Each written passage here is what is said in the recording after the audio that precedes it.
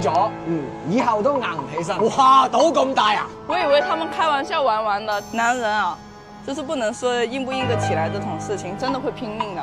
極速拍檔真係名不虛傳。都2025年了，怎麼還有人買？要性能沒性能，要舒適沒舒適，要性價比沒有性價比的復古越野車。沒錯，我說的就是這台袁老師花了70萬買的 LC71。你幫到我啦！喂！你嚟做咩啊？你想點啊你？我今日咧就係嚟話俾你聽，所謂嘅情懷越野復古，只需要7萬蚊，係唔使70萬嘅。復古同真古係兩件事㗎，呢度唔係講錢嘅問題。你睇呢架車你翻去整啦，你知唔知我邊年出產？你問到有未啊？即係我理解唔到你點解唔洗車？洗咗㗎啦呢個嚇，捽唔甩㗎。紋身啊？啲車咁會爛㗎，我同你講。你唔覺得性能都差咗嘅咩？冇啊！你睇你條嘢都攣㗎，條嘢攣咪係正咯。條嘢攣就係正，你係咩？因為適應佢啊嘛。咁如果你入邊係攣嘅，佢入邊攣。我第一次見條嘢咁攣喎。你自己試，你條嘢唔攣咧？我條嘢唔攣，你條嘢唔攣就入唔到去。本來呢，我是來拍袁老師 LC71的，結果王傑克開着拉達殺出來，說拉達才是真王者。行吧，拍車直接變嘴炮。第一屆大灣區破爛王公開私鬥最強嘴型大賽當場上線。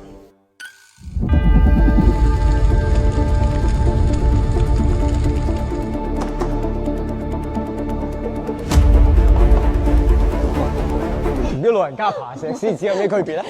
接下來每個人有3分鐘的陳述時間，去講解自己代表的車型。兩位選手準備好了沒有？站到自己車旁邊。你們兩個誰先來？我先嚟。輸唔切啊！你先嗱，你嚟，有信心。你嚟嗱，俾你表演。Ready， 3、2、1，開始。嗱，越野車咧，大家最講究咩咧？講究歷史同埋情懷。拉達1977年誕生，到而家為止，基本上從未改過款。你睇下啲車一改款就跌價㗎啦，好似衛士咁，柏林嗰部啊，得返50萬都冇啊！對唔住。所以原汁原味呢啲先叫做正宗，而且咧，你見到拉達啊，前雙叉臂，後整體橋，走在時代嘅前沿，當年就係高科技嘅結晶。你要睇下 Benz G-Class 過咗幾十年先醒悟換成咁樣嘅懸掛結構，而且佢原裝咧220嘅離地間隙，接近角30度，離去角30度啊！呢啲咁嘅數據係放喺而家係牧馬人級別嘅，當年呢啲簡直係超前於時代。而且你知唔知佢最犀利嘅係咩？佢係承載式車身，佢係所有 SUV 嘅鼻祖，係祖師爺級別嘅一台車嚟㗎，而且全時4驅，你估佢唔到㗎？呢啲咁嘅全部都分時咧，平時你想行雪行沙你點搞啊？喂，呢部全時不特止，佢仲有鎖，例如你喺冰山見到一嚿冰石，你就直接咁爬上去，呢啲嘢真係犀利到爆炸。佢係70年代嘅最高科技嘅傑作，而且佢無論喺東歐啦，喺俄羅斯咧，佢都係到處可見。咩叫做好車啊？耐得住用，大家願意用嘅就係好車。最尾仲有一個最關鍵嘅點係咩？7萬蚊咋？我呢部巔峰車況，再差啲嗰啲4萬蚊就買到啦。4萬塊買不到吃虧，買不到上當。綜合我頭先所講嘅所有嘢，呢部車你買咗簡直就係冇得輸，除咗可能會跪喺個地度之外，但係只需要經過些微嘅優化，適應我哋廣東嘅天氣，咁咧佢就簡直係一部最完美嘅復古越野車啦。3分鐘。佢提前咗40秒結束咗比賽，係啊。咁我結束啦，夠啦，太勁啦我。呢位選手準備好未啊？哎呀死啦！漏講咗一樣嘢先，唔緊要，攞嚟反駁你。咩啫？我俾你補，我太多優點啦。我保留實力，我俾你保留係嘛？你唔補我嚟噶咯喎！越野車最重要係咩啊？唔好搞錯一件事。我哋成日話越野車咩復古咩情懷咩，我同你講全部係報銷。最緊要將你帶入去，將你帶翻出嚟啊！唔係一個地方留低螺絲，留低你條傳動軸，拉住2個士巴拉入去都唔知做乜。世界上如果我哋講情懷、講歷史，有邊架越野車可以同 LC7係可以比？天生有路就有路，冇路都有豐田車。呢個就係佢哋嘅史口近，唔單止史口近，呢條路係 LC7係一步一個影行出嚟㗎。1984年誕生到現時為止，有人話佢經過好多次換代，但喺我心目中佢全部都冇變，同80幾年嗰部一模一樣。佢堅定一個初心，就係最重要嘅可靠性。嗱，呢架車佢犀利啦！係用分時4區㗎。我平時行路嘅時候可能2區慳油啲，行沙漠嘅時候、行越野嘅時候，佢可以變成4區。嗱，呢個就係佢對自己可靠性嘅保證。嗱，有啲人咩吹啊？我架車就全時4區，點解佢全4區啊？因為佢唔可以確保我任何嘅時候我都可以2區變4區嘛。我需要4區嘅時候，坑入唔到；我需要2區就噔出唔翻嚟。豐田七系任何嘅時候2區變4區，掛1把鎖、掛2把鎖，任何情況下都可以做到。仲有佢俾我哋嘅帶嚟嘅唔單止係情緒價值，仲要為呢個社會，無論係邪惡力量，又或者係正義嘅力量，又或者做人類嘅呢個拯救者、戰爭機器，又或者係做呢個運輸機器、生產利器。LC71永遠都有佢嘅一份子，而某一啲車佢只可以歸宿喺某一個角落，只可以喺嗰度做佢一啲人哋市場上邊剩低落嚟嘅嘢。所以如果有錢嘅話，如果有能力嘅話，你可以買一架全新嘅呢架。但係如果你預算唔夠，我啱啱都講咗啊，LC7係延續咗咁多年㗎。你買架二叔公唔使幾錢㗎咋，幾萬蚊到10幾萬，全部都可以有。所以無論從性價比嘅角度、情懷嘅角度、性能嘅角度、可靠性嘅角度、用途嘅角度，邊有得比啊？现在双方的陈述已经结束，我们进入互相 challenge 的环节。每个人发言完毕之後，點一點這一個交給對方。好，反應同應變嘅時候嚟啦。好，嗱，我就問呢一個問題，袁老師，你部車究竟幾多錢？呢個唔係講錢嘅問題，我哋買呢車係要情懷，講錢完全就俗氣。我再問呢一個問題，究竟你捨唔捨得攞呢部車去越野？我點解唔捨得？我嘅車未上棚，我已經攞去爬岩石啦。同日我揸到部拉達，呢部車我都一齊去㗎，燒咗2個離合器。你部車係自動波定係手波？真越野梗係自動波。有冇可能係因為你揸手波唔識操作部拉達？你有冇可能帶住拉達有偏見？我就問你，越野車最重要嘅咩？我認為就2樣嘢，一個可靠性，一個就係呢一架車嘅嗰個越野能力。嗱，你要知道我部車2.2米軸距，1.2噸嘅車身，好多人根本就唔識玩拉達，就會揸到佢乜嘢咁。所以咧，呢啲自動波咧係俾弱者揸嘅。邊個同你講啊？你你老味，你行唔算啊？俾啲大啲你行 cut 過。你老味自動波俾弱者揸，呢啲話你執得出？你去禮橫節局未晒譜啊！我知越野咧手波就一定燒離合嘅，乜車都一樣㗎。咁你唔可以咁樣玩拉達㗎嘛？喂，你玩拉達嘅意思就係中意佢嗰啲唔靠譜玩手波玩呢啲嘢，令架車擺喺你度上。佢有自動波，我買自動波㗎。你攞佢越野去咩地方？去過咩地方先？去過惠州坦克基地。你玩唔要嗰種，玩唔要就唔理架車嘅死活，係咁加油重油呢個時候佢嘅輕量化先產生作用啊嘛。佢冇死啊嘛。安靜。我間老人代步車都冇死㗎，係咪先？個人就死。唉，行，這輛吵成這樣，估計能吵到明年。要不交換開一下，看看誰才是真的破爛。呢架車我唔陌生嘅。講真，呢架車嘅越野性能好，並唔係話因為佢本身嘅能力有多麼的強，係因為符合咗一啲物理嘅特性。物理嘅特性係咩咧？當你架車足夠平嘅時候，足夠輕嘅時候，珠穆朗瑪峰你都衝得上去。如果你嘅初速度夠，就係抱住一個咁樸細嘅一個道理，呢一部車嘅越野能力就係咁樣去實現嘅。哇，好奇怪，好似冇助力咁嘅部車，好難揸，非常難揸。我原本會期待佢嘅乘坐質感其實會好過我嗰部好多。但係講真嗰句咧，其實佢啲避震咧係硬嘅，佢部車行呢啲路其實係蹬我部拉達，好笨重，好似個大牛龜、大笨象咁嘅感覺咯。你話佢部車優點最大喺邊？我覺得係動力咯，但係動力又唔係咁跟腳嘅啫喎，其實。哇！不過佢支波棍嘢又真係幾撚爽喎。除此之外，你話佢有幾咁嘅越野方面嘅血統啊，各方面我覺得都係假嘅，因為所有嘢要睇出身㗎嘛，你知唔知啫？呢架車嘅出身係咩嚟㗎？攞個菲亞特嘅底盤嚟山寨，攞嚟魔改，喺俄羅斯喺東歐嘅呢啲國家，呢架車好偉大嘅，又平啦，又簡單啦，結構就係一架俾你開得喐嘅一架車，所以你將佢睇成一個活化石係冇問題。哦，唔係，錯，佢你老尾就係一個化石。哦，但係公路上如果我實打實嚟講啊嚇，如果拉達俾人收購咗，跟住仲要加晒咁嘅豪華配置，同埋重新包裝，一定比呢部車好。只係冇人欣賞佢嘅價值。不過其實佢呢部車嘅養護，我不得不讚下 Jackie。可能我同佢嘅嗰個理念有部分相似，我都要求我嘅車機械方面係完美嘅。完美之後咧，我唔會去用佢，可能我擺咗，我知你係健康就得啦。但係佢唔係喎，佢要用晒佢，用到佢變得唔完美，跟住自己又整，又唔完美，又整，又唔完美，又整，又唔完美，又整。佢係享受一個咁樣嘅循環。我係想將架車整好之後咧，等佢維持一個好好嘅一個狀態，保持住你唔好跌落嚟。呢個可能有少少區別。其實你話今日呢個比賽對於袁老師嚟講係唔公平嘅，因為佢唔敢攞部車去越野。佢唔敢同我部拉達往死列間。但呢部車係咩？係越野車，係農用車，係工具車。咁我哋今日冇攞佢做啲越野農用工具嘅嘢，咁我就覺得我就冇辦法去發掘佢嘅優點。而佢所有其他呢啲新嘢咧，係令到佢原本由唔用得變成用得。我覺得係咁。點解我唔使得使咁貴嘅錢買越野車？係因為你買部跑車，買部轎車，你喺路度你就一路體驗緊嘅都係佢嘅優點。而呢部車佢一路體驗緊嘅都係佢啲缺點。一塊兒比分不出，單獨說也分不出，那只能賽道上見了。喂！危險啊嘛！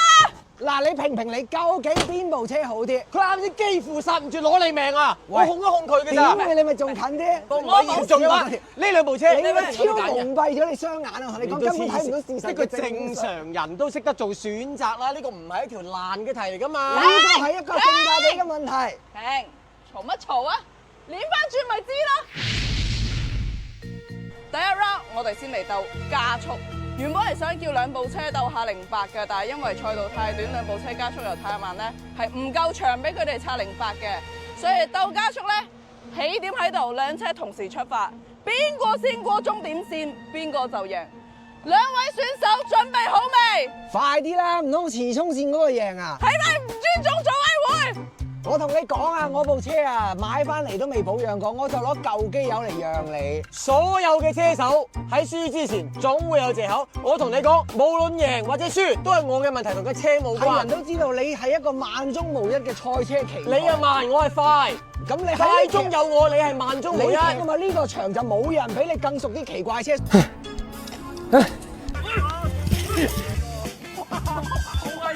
所以輸咗只係車嘅問題。收皮啦！你哋兩個有咩留翻過線先講啦。選手請就位，3、2、1。哇！哇咁快喎，好快喎佢，好快喎袁老師，哇！真係樣衰。喂，搞咩啊？黃總唔好咁讓我啦，係真係。要唔要重賽？輸就一定嘅，等我輸得冇咁難睇啦。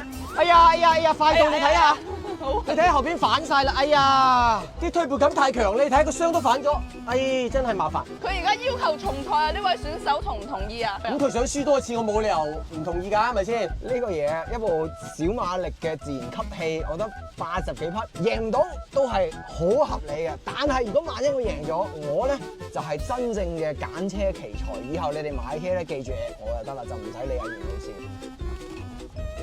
喂，唔好走，我送支旗俾你。你知咩旗嚟？呢啲？哇！送支旗俾你 ，OK。嗱，我同你講啊，一般啊係贏咗嗰啲喺手下敗將先會可以攞到個戰利品噶嘛。頭先我都話你起得快係你自動波啫嘛，你係起步快你都冇後邊快過。我呢次就讓你一個車位。我又當仁不讓啊！我嗱，你係咪又喺個車位啊？嚟啊！ OK， 兩位選手準備好未？預備，準備，3、2、1。快啲！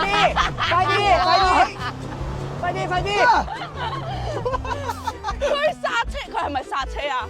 應該咁講，多謝你支錦旗綁咗喺呢度之後咧，我哋有呢個戰鬥力，有馬力加成。嗱，係咪啊？我都話唔開㗎啦，係咪一人贏一鋪啊？啊，你啱先贏咗㗎，我知你鬆咗腳油啊嘛。點去鬆咗3腳，鬆咗3腳。3腳。咁我全程未點加佢，哎呀死啦！我又追到，哎呀又追到佢，哎呀又追到佢，咁唔係幾好意思㗎嘛。咁而所以經過你呢個讓賽之後，咪有一人贏一鋪咯。咁咯喎，咁仲鬥乜？你話事啦，唉。好多年前有一位朋友喺互聯網上面講，極速拍檔乜車都攞去落賽道。今日我哋兩部越野車係咪鳩噏嗰條友啊？醉酒咩？醉酒？唔係醉酒，唔好飲酒啊！揸車之前咁啊嗱，大家都話我哋硬係咪？啊今日邊個輸咗？以後都硬唔起身。哇，賭咁大啊！我上次已經同人賭手下敗將，寫到個球滿咯喎，又賭硬不起身係嘛？講個嘴聽嗱，硬不起身呢個幾好。嗱，因為你哋有做啲咁靚嘅衫啦係啊，我哋亦都有噶嘛。係啊係啊。邊個輸咗喺你哋個牌子嗰度出一個系列叫硬不起來，可以，好唔好啊？好唔好啊？咁要着夠5期節目。真係要叫硬不起來。有咩嗱？邊個輸咗邊個？即係邊個輸咗先來？我哋兩個着，可唔可以？好，我哋着，好賣就唔得嘅，賣唔得硬不起來。比赛规则：2台车各领跑1圈，轮流交换。第一个弯禁止超车，之后全程自由追逐。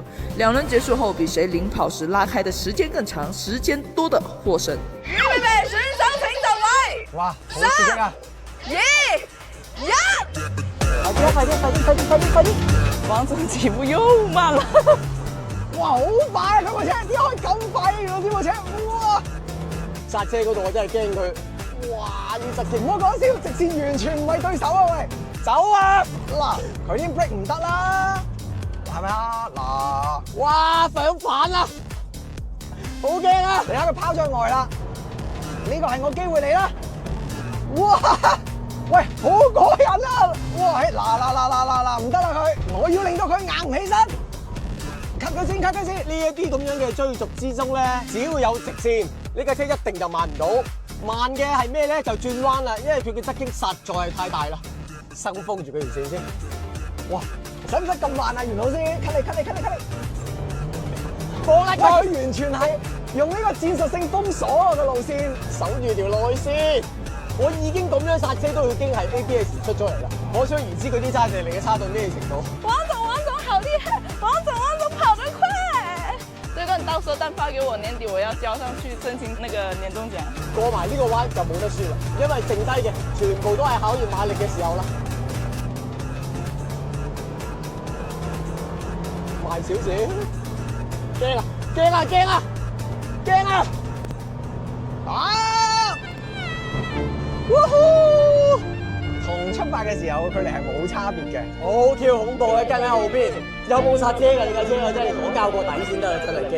我想問你係戰術定係真係跑唔快咧？喺彎度真係跑唔快，因為我剎車嘅時候一踩剎車 ABS 就彈，講明係完全冇揸地力嘅。 2位選手準備第2 round， 3、2、1。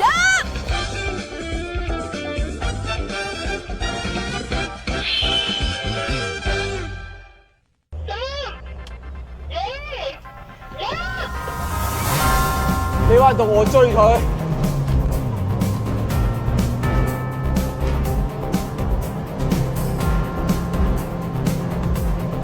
哇！咩啊？咩事？做乜嘢？咁都得？離晒譜啊！咩事？喂，大會仲裁啊！邊個？哇，咁陰濕嘅佢！別拍我，假裝我不在，我不知道怎麼點名。全是4區嘅榮光，俄羅斯戰神嘅勝利，衝啊！你睇嗱，我都話袁老師鳩噏㗎啦，以呢個壓倒性嘅優勢衝線。喂，你咁撲街嘅你！咩啊？袁老師問我嘅，佢頭先問我，佢話係咪點翻嚟得㗎？我話個規則得一個，邊個先衝線邊個贏啊嘛。佢問我嘅，咁咪好撲街喎！哇！喂，唔可以呢邊衝線啊！呢邊衝線唔計啊！喂，你都幾矛㗎喎，咁都得嘅真係。你提議嘅，你問我係咪行邊條路都得嘅你。你哋如果係咁樣嘅話咧，我就整 Jackie 硬不起來，我成街賣，我賣到一街都係，你死唔死你？你係咪賣啊？你賣我賣一件。喂，你係咪好驚喎？你啱先唔驚啊！咁我贏硬㗎，你唔會嚟多次啦。正經行一次，唔行 shortcut，你敢唔敢啊？上車，嚟多一次。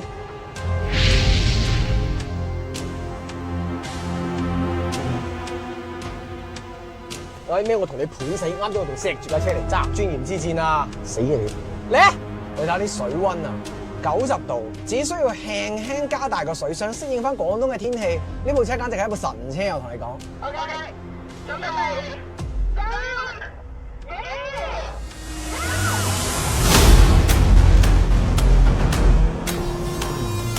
喂，犯規喎！第一個彎超車啊喂！加油啊，豐田！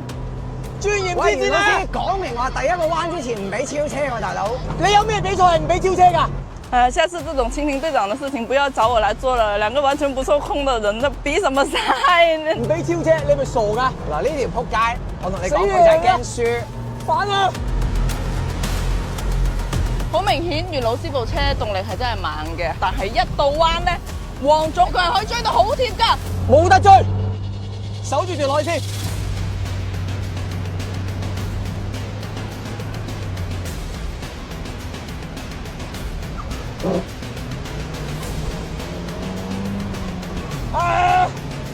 你一犯規你都贏唔到，哇！好恐怖啊佢，黐線㗎，屌啊！我屌你唔剎車㗎喎，好恐怖啊！避開先黐線嘅，行開！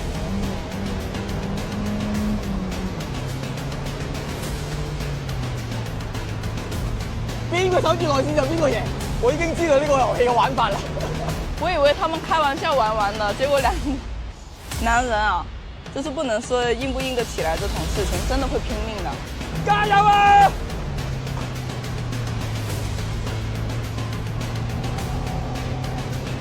癲㗎佢癲㗎，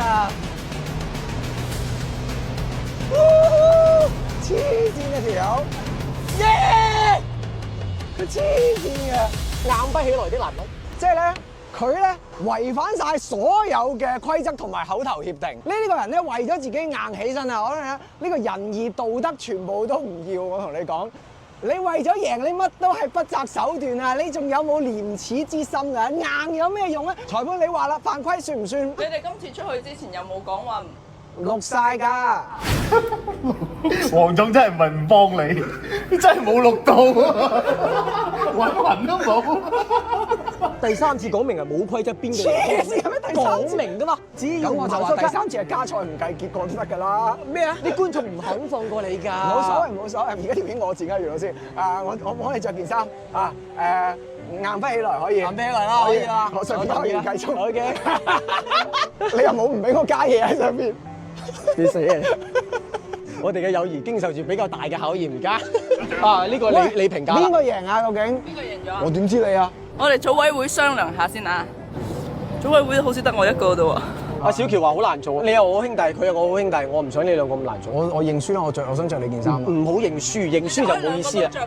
咩啊？互相着啊？互相着。唔係喎，你哋兩個互相着個畫面好奇怪喎，你點知佢硬不起來咧？你個咁呢個獎獎包應該我睇下咩獎嚟嘅先，係睇下咩樣嘅先。哇，真係好靚喎！不如送俾袁老師啦呢個獎。送俾我啦，做個紀念紀念品啦，呢個都唔係獎牌啦。係啦，唔係獎牌嘅。我哋要回敬大家車嘅，因為佢哋封咗我做最靚仔車評人啦。因為佢喺大灣區最靚仔車評人嗰度，輸俾 Jackie，所以佢深深不忿。你好意思講呢單嘢？不如我哋兩個一齊咧，一齊係嘛？係一齊。